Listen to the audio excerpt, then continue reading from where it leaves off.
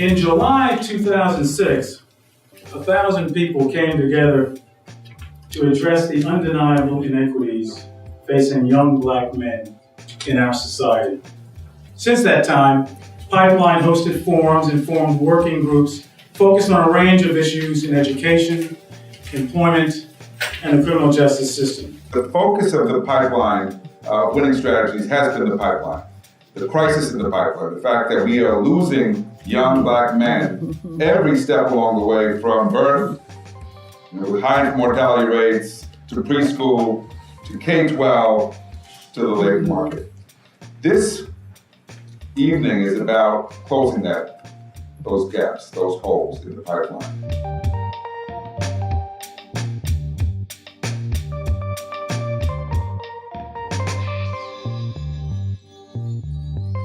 Not only are there questions of fairness and equal opportunity that we need to consider today, but then when we think about where we will be as a country 30 years from now, it is a matter of, I would say, national security. The inevitable browning of America, if it continues apace, and current median incomes of minorities remain at 60% of whites, the impact on the U.S. economy, GDP growth, and America's world leadership are fundamentally threatened.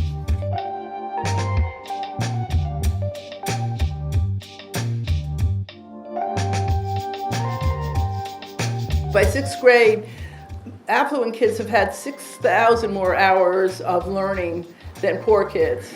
And affluent families have spent $90,000 more dollars than poor families. And that number is getting larger, that the distance is getting larger and larger. And that starts a whole pattern that could be easily addressed through quality early childhood experiences. And so that's part of the reason why I think this initiative that the mayor has been proposing is so critical.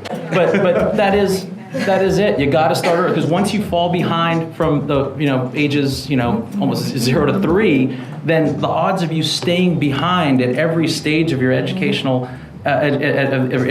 process are very high. Absolutely. And it's unfortunate. So that's some of the craziness you have when you look at what we call collateral consequences, which implies that there are these short-term things that are attendant to your arrest and conviction. In reality, a lot of these consequences are lifelong. Even if an individual wanted to come out with an entrepreneurial spirit, depending on the state and city, there are all kinds of barriers to being an entrepreneur, which is so cuts against the grain of who we are as Americans.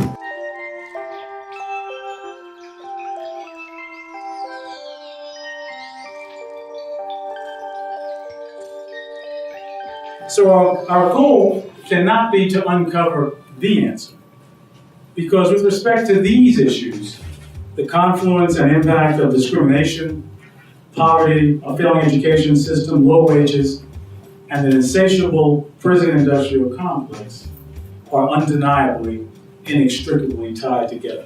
Kids who go to after-school programs attend school more often, they do better, they get better grades, they get into less trouble. We essentially developed a model that is designed to keep students in school longer through the school week, as well as on Saturday for a few hours. We started a new initiative which we're calling Middle School Extra.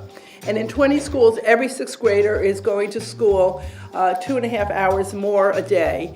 And they get supper, they get an hour of enrichments, and an hour of academics with a real focus on literacy. We think that the mentorship is a big part of making them believe what is possible for themselves.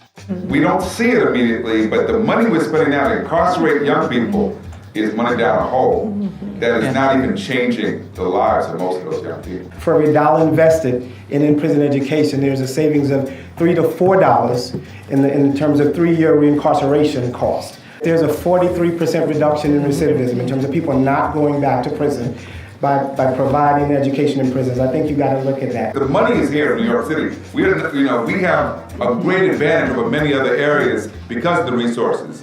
The question is, how do we get the word out that there are strategies that work that have to be invested? For us, it's to convince people that this is just not a little icing, just make it a little better, that it's really thinking about how do you really reinvent education. From my perspective, it's changing perceptions and the paradigm so we don't see them as those people. We believe that you pay your dues, you make a mistake, pay your dues, and then you should be able to get on with your life.